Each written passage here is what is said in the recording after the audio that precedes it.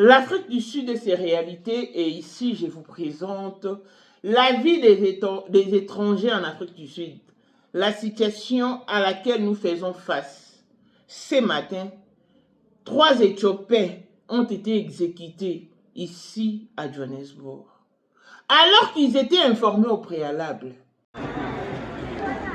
Il y a la situation dans la ville, il y a 3 Éthiopiens. Alors, le shop nous c'est au Kanga. Il y a ce que ça anda ko la ville ko ya Nantes. Ko ya Nantes pour le shop nous c'est au Kanga, il y a 3 Éthiopiens na 4 McDonald's. Et comme babomeli bango biso pe toyebite. Le shop nous c'est au Kanga pour vendre na bandako. Yeah.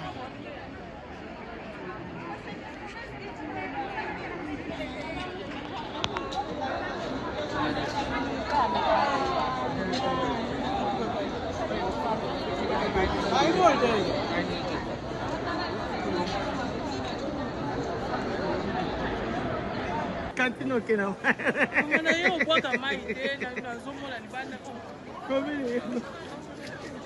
Comment tu vas choper nos ailes au cac? Yeah. Il y a peu de conclure avant.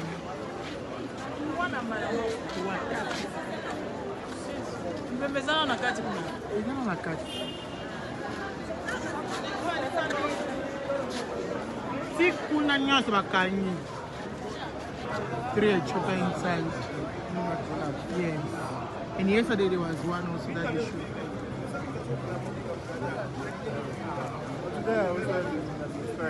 Today was it Wednesday? It's Monday today. From today until Monday. Until Wednesday. I've been all side. Why you going to come about?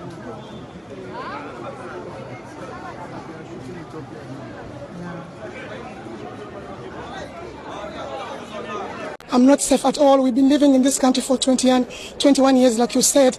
The first big attack was in 2008. I was here. The second one I was here. The third one I was here. Even the fourth one I'm here. So we are not safe at all at any time. At the moment, what is happening, like what happened to last month, and you see, it was from Johannesburg, Durban to Cape Town. And nothing has been resolved until now. The xenophobic attack is continuing until this point. Our husband cannot go to work. Our daughters, our children cannot go to school because of the fear that is happening. 2 children have been killed in Woodstock, stabbed because of the xenophobic attack. Our men have been killed because of xenophobic attack. We can no longer wear our attires. The fear that if you wear the attire, they will recognize you as a Burundian or as a Congolese or Bangladesh or Somalian. If you are in the train, you cannot even speak when the phone is ringing because they will know this person is a foreigner. Even if they will talk to you in Xhosa, when you are responding to them in English, they will recognize you as a foreigner. And les amis, nous vous prions de rester chez vous. En restant chez soi, on se sécurise. Mais une fois dehors, on est exposé. Rester chez soi, c'est être à l'abri du danger. Pincez les oreilles de vos frères, de vos sœurs, de vos familles, de vos amis et connaissances. Priez-leur de rester à la maison. La situation est catastrophique car l'urgence s'impose. Le Sud-Africain accuse les étrangers d'avoir volé leur travail et leur vie de luxe. Ils nous interdisent d'accéder aux hôpitaux et à toutes les institutions du gouvernement. Priez pour nous, la famille. Clone spécial, la blessing de fille à papa, veut dire nyonso ya papa aye, tout ce qui est à papa est à elle.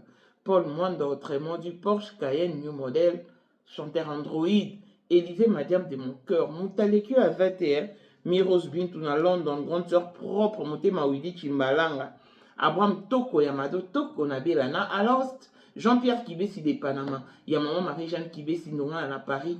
Papa na Clavette Kibesi. Anjol Mbika, son grande soeur, propre femme à la Densley. Sandra Kazadi, maman Denise. Mon thème Eric Jeng Elon Musk. Papa, le millionnaire Snoop Dogg, les millionnaires Ricky Ross. Claudine, AC Milan à London, Blessette bien à Switzerland, Michel Hoffman à Italie, la Dauphine 50, la Congolaise, Yunichi Band, des femmes intelligentes, Béni Antonio, Lamed autrefois Canon, Mireille Tambouena Milan, Christelle Chali Katoko, le Alain Montana Grenoble, et toute option, Bossou Nastreli Lukuna, Vécation Kala, Maître Salopard, Papa Netan, Nakenji Noir. Voici Elon Musk, Eric Jeng, l'homme à 35 Ferrari.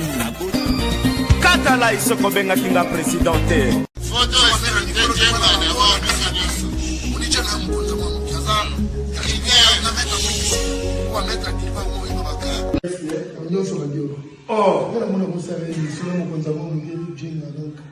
vraiment. C'est Lipa Savambongo, à Djobu, le tant que vice-président. Il y a eu du monde déjà au pays, dans le monde entier, président de Rosilika.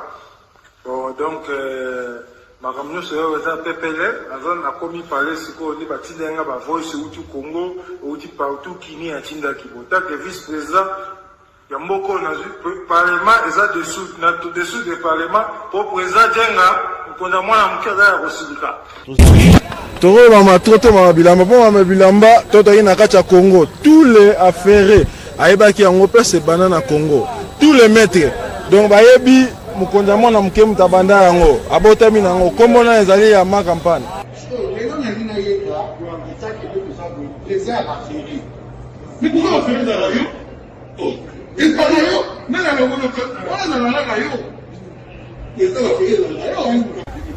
le 14 février 2025. La numéro 1 à Bissau, le grand moufti. Numéro 1 à Bissau, l'âme n'a l'autre. Donc, numéro 1 à Bissau. Vous allez parler en le vélo.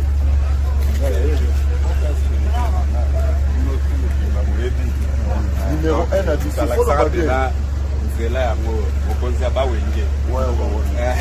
30 ans d'expérience. Président. Basi na biso nyonso bayebi ke mama Sandra aza danger mutu eza nango ya prouve na ya mutu te eza ngo bajournaliste wana babeta lisolo nango te. Sandra Kazadi, Queen Mada, motema ya King Salomon, konza mwana mokeri Jeng. Père, on a toujours na ebisaka o. Yo za to so ka o ba. C'est biso to za ba technique. Biso to kopa mo bino de boyina ko na biso. Yo za koko père maman talaka ma.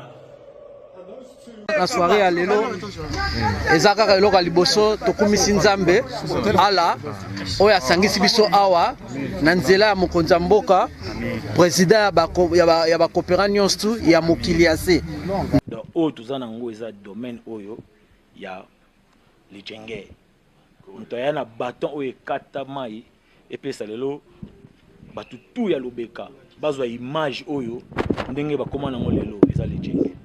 Non, présence dans là, il faut mon enfant ça peut qui mega. Nous la génération numéro 1. Tous à on a Sam Zemanga. Amai Bombito, Tony, génération 1. Basala nga l'histoire. Dans qui mega zo bunda, azo fo, azo sabato abi dans un millionnaire na mboko yemeka pongo ça. $1000 yango wana bomoni pe Emeka Pongo apesi Emeka Pongo ngai pe Dani Mash bomoni $1000 ba pesinga yango naza nango na lakisi bino King Meka merci et comique. Merci d'avoir mon président, c'est ma toute première fois de les hommes de Moussaman. Grâce à président Allez écouter I Dance Forever. Franchement, vous serez tellement bénis. Ça vous fera tellement du bien. Le message que je vais transmettre dans la musique, c'est juste la joie. La danse, la paix, et, la tranquillité, et rien d'autre que ça en fait.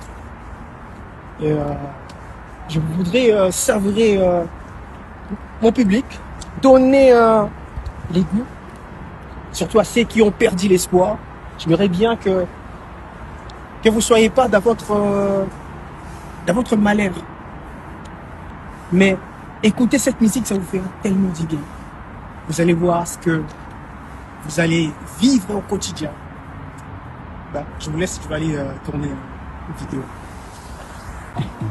Comme ça. Comme ça. Comme ça.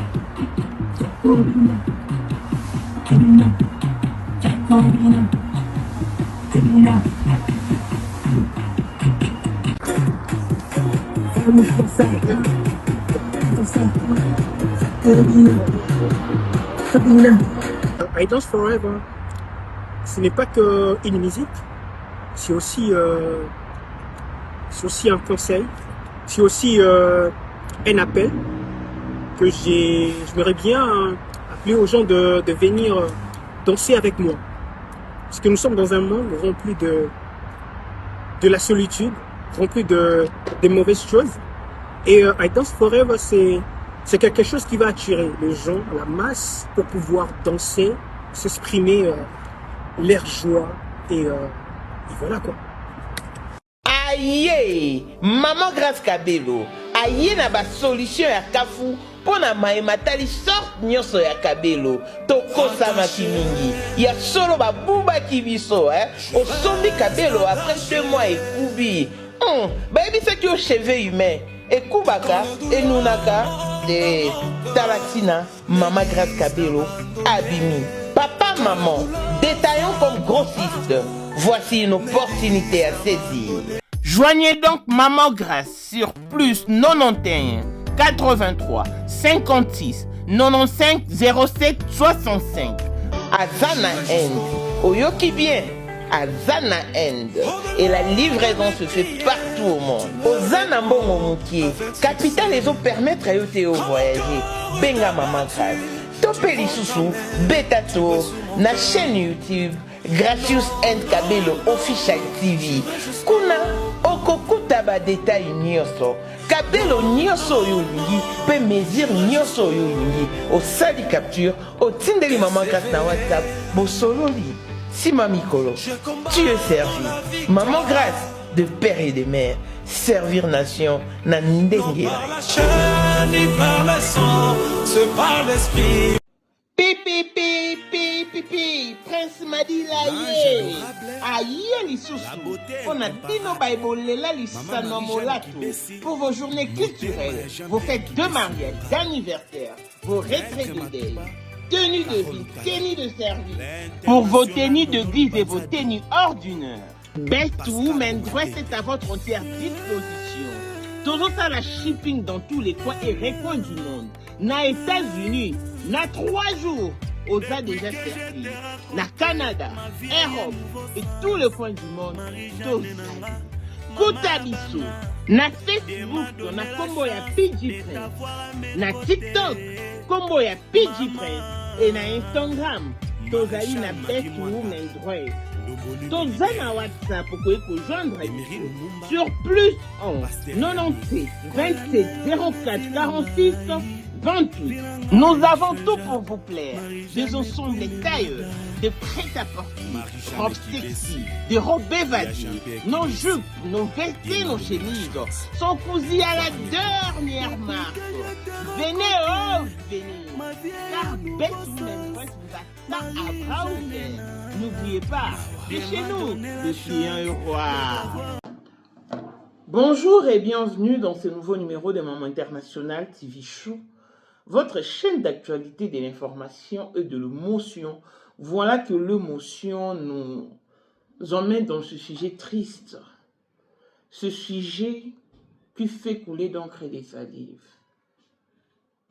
La situation actuelle des étrangers en Afrique du Sud.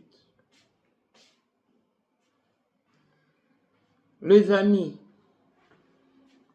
déjà, kolala olamuka, ils ont l'habitude.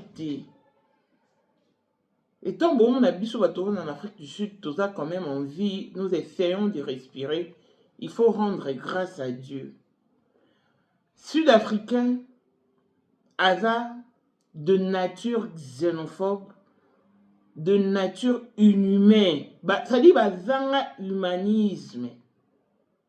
s'ils décident de quelque chose, c'est ce qu'ils font, c'est ce qu'ils accomplissent, en bien ou en mal. La situation à laquelle nous faisons face dans ces pays est non-sens. Les étrangers sont accusés d'avoir volé le travail de Sud-Africains. Ils accusent les étrangers de dormir dans de belles maisons, de mener une vie luxueuse par rapport aux autochtones. Mais c'est quoi le rapport? Les étrangers travaillent dur pour se donner un tout petit peu d'espace sur les sols sud-africains. Par contre, on a beaucoup de Kolomboka. Bazano, balezi, babafeni, balinga salati. Surtout la majeure partie misala oyo. Surtout les Congolais, les communautés dans la salara. Il y a beaucoup plus de sécurité, soit bansa, soit bodyguard, bilo moi bon. Ata maître sécurité, il y a boss moko, en dessous il y a indien, en dessous il y a éthiopien. Et bien, ça leur est vraiment dérisoire. Ça ne leur permet même pas de nouer le deux bouts du mois. Déjà, en Afrique du Sud, rien n'est gratuit. Comment on a un aéroport international, il y a hors tambo. Comment payer nothing for mahala. Rien n'est gratuit dans ces pays. Mais, deux fois, j'ai l'impression comme s'ils oublient. Étranger à un endroit, on a conscience. Il n'y a pas si. Nous avons représenté la réalité, vécu, il y avait étrangers en Afrique du Sud. Vous étiez nombreux à leur secourir. Combien de personnes dans la communauté ont besoin de Congo? Vie est tellement difficile dans le monde. Mais si on a quand même espace qui est pour respirer, c'est alors qu'on s'accroche. Afrique du Sud est bien. Mboka Bato, ça peut être bien qui toko malamu, une terre bénie, mais habitants nango, autochtones, ils agissent comme s'ils étaient Dieu, comme s'ils étaient les décideurs de vie des autres. C'est quand même pas juste normal de se lever un bon matin et de se mettre à chasser les étrangers. Surtout ni bango un na bango principal baloba ke ba Nigeria de ba bebisa mboka na bango. Ba mema ba putulu bilo azolo, corruption, mafia et estina bango ba haïr ba étranger nyonso.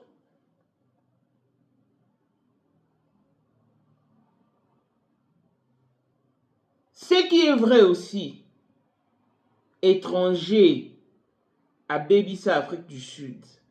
C'est-à-dire que si l'Afrique est un copté, est un mafia, net du côté administratif, n'amboro mukande garaka ofele. Mais au moins, les Pakistanais baye, bango ba ensemble, longote ba pression baye, ba kuti sud-africain, ba finir mbongo. Allez. Si l'Afrique n'a pas changé, à continuer à Gouana, à comment nous sommes fini bon. Il y a moins d'arrêter ce bouquet au ma face. Au moins, les Pakistanais sont privilégiés.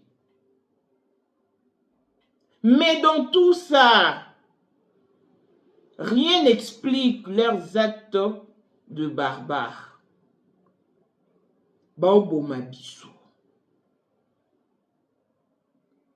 Non seulement balingi bisoté, Mais baboyeli biso tokende bopito na bango. Baboyeli bana na biso bakende ekole na bango. À moins que moi, nous attendons une école privée. Si vous avez une government school, et ça passe. Le danger peut surgir à n'importe quel moment. À n'importe quel moment.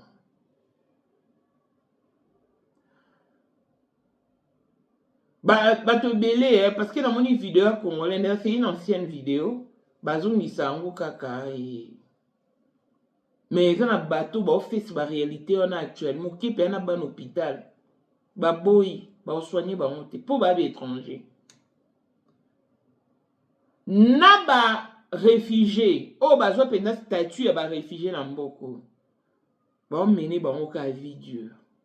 Nambo ba mke ba dara ofuta bana. Ya ba réfugié ba futa ba ngo soute ba kanga. Donc pour toucher Nambongo sasa, il faut être sud-africain. Alors que bon, on va foutre bana ya ba réfugié et à ce $25 à part. Et ba kanga ba boya. Donc bon vivre dans un pays moro bo éviter parce que en tout cas 2023 to vivre marambo té, 2024 c'était bien. Et 2025, mais subitement la 2026 et reprendre parce que on a vu que dernière fois on a vu ma cambo dans Mboko yo et ça qui na 2020 oh mon bal na tout banda ça la place Mobo na Alexandre banda foutait très bien mais likolo ka situation xénophobe atika comme ça là wana. Parce que, nous savons dans l'Afrique du Sud, qu'il y a l'exemple de l'Ambour sud-africain Niama. Ça dit, on va t'arrêter, va réfléchir, ça rater. So, je prends un mort aux yeux, un mort, ma yélio. Atika, on a 2020. Et après, dans mon père, au monde, bah, ça m'a dit, n'est-ce pas, mon père, na Covid, bah, ça l'a remis là, moi, bon, mes arabes, on pleure, t'es. Oh, peut-être, on pleure, et d'arrêt, bah, 2020, voilà. Xénophobie. Et puis, tu venez dans ce pays en tout cas, ma connaissance, et où mes sont que toujours ma cambo, mais la 2026, je vous dis, qui sont déterminés à un point. Pour n'aller la 2023, tu vas faire papa, on va faire car sous les chocs de ma cambo, bah, côté sur nini, bah, pied nini, à kokaka, pikara, kizara, congolais. Il y a un je crois, dans son de coiffure. Mais on va commencer les banèques à la rentrée scolaire dans janvier 2026. Pour aller protester, il va limiter les étrangers. Et les étrangers, ils vont mouvement, ils vont à Durban. Ils vont contester, on peut donc, à chaque fois lecture, na bango ezalaka kaka.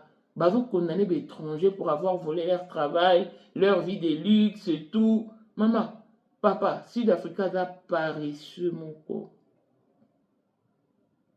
On sait la passe aux étrangers, va ça en mboko. Ya oko, ça a été en ligne à péter.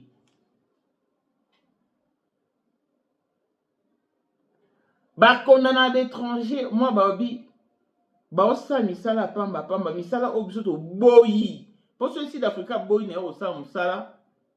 Au moins l'étranger zui n'est pas musala. Au moins la Sud-Afrique pas bien. On a boy musala, on a pour moi un qui on dit.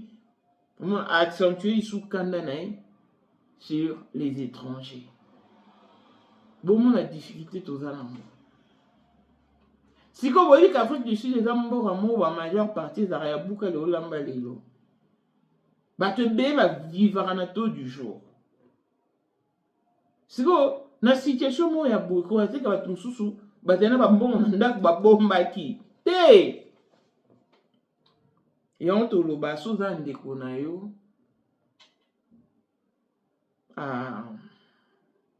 vendre en Afrique du Sud. En tout cas, la moindre des choses est à Rubenga. Autour dans ta santé.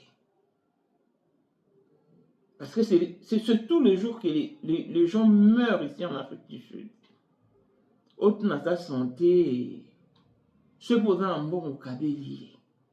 Pour situation, il est vraiment catastrophique. Parce que, imagine, toi, ton sous va na taux du jour. Maman fois bimaka luki a teki a zubalié. Si ko bato bimate ba otekate. Ba osani. Oroza ozana business donc ko fungole on be pas ba yeli yo ba baby. Ba danité mama be bosi mo ba onde ba juste na assista na vidéo tala ba Sud Afrique. Et puis maman mingi ya ma be penza ya ba sauvage ne sala maladie bon. Même si batuma bana vif.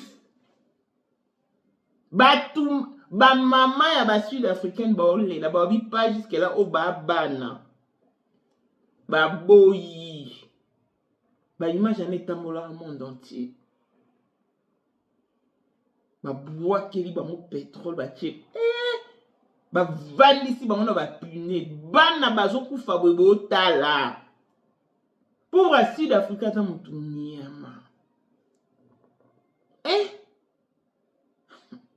Babeta papa mon ba bimise lisu, ba c'est l'opération lisu na beaucoup. Ne ba na yebite papa na so asuka po imagine na futi za so. Da oganga. Bo bimisa mtu lisu na maboko. Non, nous avons assisté à des actes barbares. À des actes barbares dans beaucoup.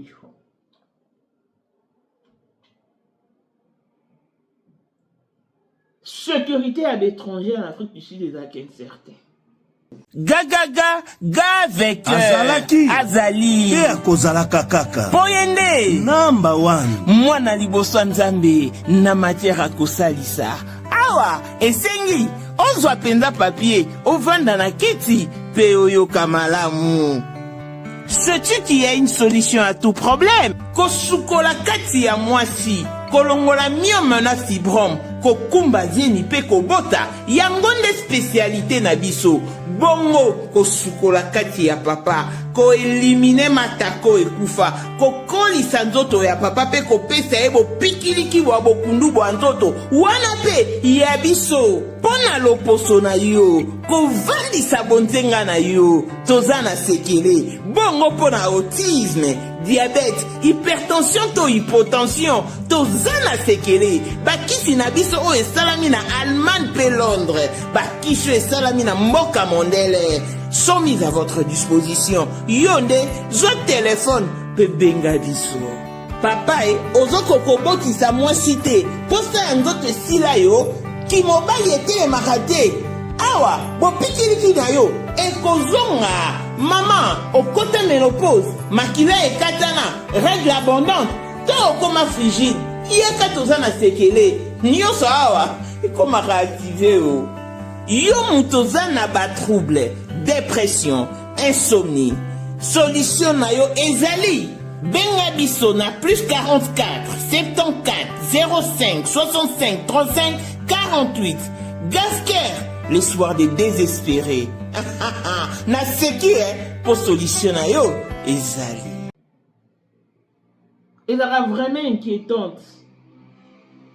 Parce que bazala rabo, moni neti chef ya xénophobie à tout rôle. Ba Sud-Africain beye ba contrer. Ata king na bango aza contrer. Abo ya kine manifestation mo boya. Baboya kota babi kinga bi okota te po marambozo sala ba sepeli na ngote afingi bango kutu ba fuck you. Donc et situation mo penza nzambe ka préserver biso nzambe kaka. Ils oublient que ce pays a été soutenu par toute l'Afrique. Ils oublient que l'Afrique du Sud a été soutenue par toute l'Afrique. Et à l'époque, ça se trouve papa na biso, na ba maman na biso, ba salelaka Afrique du Sud cotisation collecte de fonds.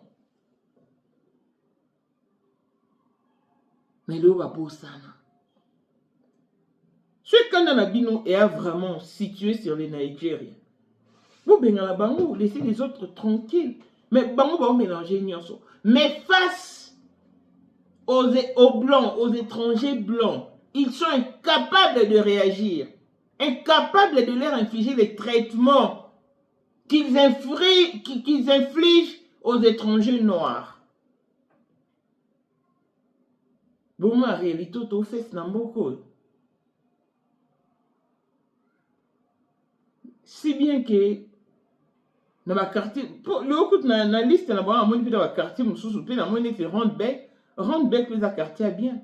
Mais la liste y en a ba bi kuna ba marché pe kuna. Donc Nzambe ka batela so prier pour nous en tout cas. Soza bandono en Afrique du Sud ben na bango mato iba bimate. Parce que le lundi lobi mardi na mercredi et y a ba journée clé na bango parce que ba loba ki ngo lobi mais lelo ba bomi 3 Éthiopiens na ville na si bo moni ba vidéo ba boma 3 Congolais ba faire la Durban ambassade nationale te sali lettre lobi ba Congolais bo vanda na ndako ce bon ba business no bo kangango. Tu ne perds rien en restant chez toi. Mais tu risques gros en étant dehors. Oyo ke lokotana liyo musuza qui destiné pour na mutu mususu. Ero bando ki afami ba vena bango. Salara neti obela. Aux hospitalisés pour une semaine. Au bimaten hôpital tokenda wapi. Dans semaine oyo mwana milengela mwana vanda na ndaku soki deja okufi okoyeba esu te kokufi bato okotika na nsima nde baoyoka pasi. Alors pendant que tu es encore en vie, nous te supplions de rester chez toi parce que au moins on a la sécurité. So bimi di banda te ba okango te ba omono te. So bimi di banda vous a exposé à tout danger. Voilà pourquoi nous vous interpellons. Restez chez vous. Vous ne perdez rien en restant à l'abri. Ba o ba kufi le lundi. Bazala qui est informé depuis samedi, depuis dimanche. Que les Sud-Africains vont marcher. Bah, là, ils vont m'informer. Mais bah, c'est une bonne chose d'oreille. Bah, koufi. Bah, koufi. Donc, sans occasion, il y a la vidéo, c'est qu'on a envie. Et ceux qui auront l'ingo se préserver, il faut rester chez soi. C'est ça, le mobile. Auto lobby, t'es au lobby. Ce boza bando na bino en Afrique du Sud, oza na possibilité ya otinde ne serait-ce que mbongo tindelai. Ce boza na ngote bokip bango ata une prière. Donc c'est tout ce que nous pouvons dire. Je remercie du fond de cœur toutes les personnes qui m'ont appelé. Vous êtes nombreux à m'appeler pour vous assurer que je suis safe. En tout cas, merci. Je ne saurais citer vos noms. Parce que nous avons comme bon, la France, Belgique, États-Unis, Congo, Australie. En tout cas, nous avons beaucoup de filles belées. Tout ça, maman, si maman a bien la Belgique, n'a la quitté maman, n'a pas tombé en a bien en a tout ça bien ça m'a battu la biseau. Mais la situation reste inquiétante. C'est vrai que dans le mouvement, il y a que si la cas. Mais si vous avez pas de opinion, vous avez mikana. Vous avez l'UE est partout, certes, mais n'a pas ici Dieu à ma vie. Nous avons en quoi nous aurons. Tirez les oreilles de vos proches, de vos amis, de vos familles, frères, sœurs et tout. Donc, vous avez un matoi, Congolais. ceux qui parlent na government school parce que c'est un long week-end. À moins que ça moi en attendant aller na privé. Bah ça on peut na bus et là c'est autre chose, oui c'est jus et critique. Mais ceux qui moi attendant na government school vandi ça moi na ndako. Sera s'absenter pendant 2 jours, mardi et mercredi à Koufate. Mais au moins, il dit que moi, on a fait. Il y a, en 2025, toute cette émission, na Djobouré, de au moins 27 années, on a 5 ans, nous ne sais comment, mais malheureusement, ça qui ont été. Bah, discrimination à l'école, bah, n'y a pas été. Bah, au fin, bah, maman m'a dit que, eh, bah, n'a pas eu ko ni ça, na bébé, avant ça, bah, n'y a pas. Celui qui dépendra de la quartier, dépendra, mais ce moment attend on a government school avant d'anda. L'idéal c'est la prière, tout ce qui est en et c'est rabondé l'icône à biso. Et nous espérons que et les canons n'engagent les gars parce que tout va rare, mais pour l'instant en tout cas j'ai ça ma vie. Gardez-nous dans vos prières et que Dieu fasse grâce. Je présente mes condoléances à toutes les familles éplorées suite à cette situation, à toute la communauté africaine en tout cas. Si vous avez aimé, dites merci aux médias international TV Show. Longévité et bonne santé à tous. On se retrouve au prochain numéro. Bye bye. Ozali na monde entier, offre oyo ezali pona yo ndenge tolobaka. Mabele ya mboka batekela kango bapaya te. Offre to eliyo ezali na kati ya Kinshasa Baluku, non loin ya Wenze ya Menkau, awa tozali siko voisin ya parc de la vallée de Lancele, oza mobimba. Okomi voisin ya Kingakati à $750 ya pamba, oza na terrain na yo. Mais à $1000 lorsque tozo salela yo ba démarche ya ba document administratif, wana osombi na $1000. Mais soki okoza acte de vente ya pamba, toko tekela yo na $750 ya pamba. Et oui, aux appels la possibilité ya kozwa à crédit comme d'habitude. Il suffit kaka lisolo. Contactez numéro na biso eux ezali affiché, comme la biso juste message, toko tindela yo ba détail nyonso to ndenge esengaka. En tout cas, oui, awa okozala décider terrain, y a problème te, bien organisé, bien tracé, bien loti. Awa eza makambo te ke leka na lupango ya voisin poko ma epa na yo. Non, nyonso to awa ezali très clair, moto akokota epa ya motu te. Tolobaki te. Na $750 ya pamba oza na terrain na yo, mais na $1000 lorsque biso to salela yo ba démarche ya ba document ya l'état. Ala neti papa na biso oyo auti France, papa na biso Claude aye asombi, mais a témoigner à travers maman na biso Aisha oyo azaka awa na Kinshasa. Tolobaki te gonga yango oyo komakolo lupango.